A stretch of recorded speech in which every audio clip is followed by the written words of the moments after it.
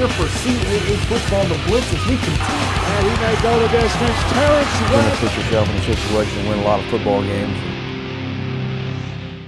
A lot at stake this weekend for so many teams. Let's get right to it, starting at high noon on many Comcast Sportsnet regional outlets. It will be the New Hampshire Wildcats hosting the Towson Tigers, a huge game to kick off Saturday's action. This is probably the biggest game of Week 12. If you look at what Towson has to do, Towson has to win to keep its postseason hopes alive. New Hampshire wins, and all those tiebreakers go out the window because New Hampshire then will be the CAA's auto bid as well as the outright league champion.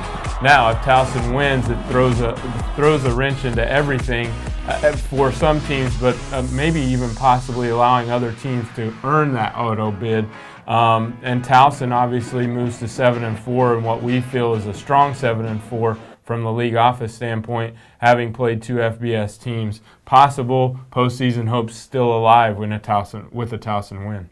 Then at 1:30, it is the oldest rivalry in the South as the Richmond Spiders make the short trip to Williamsburg to take on William & Mary. A lot on the line here. Richmond obviously mathematically eliminated from the auto bid scenario, but still with a win moves to 8-3 and think that they're one of those top selections out of our league to get into the postseason. Always a tough game, a rivalry game, as you said, the oldest rivalry in the South.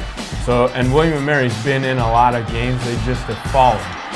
Richmond's prepared for that, and I think you're going to see a great game in Williamsburg. It will be the Battle of the Blue in Newark as the Delaware Blue Hens will try to play spoiler as they host the Villanova Wildcats. Yeah, I mean, the spoiler is on for Delaware. They can spoil a lot of things. Villanova still in the mix for an auto bid with a win, and a win for Villanova also makes them postseason eligible, we feel, at 8-3, and one of those surprise teams from the CAA. But yeah, Delaware in a world of hurt, but they still competed hard against Richmond and almost had a chance to win it there at the end.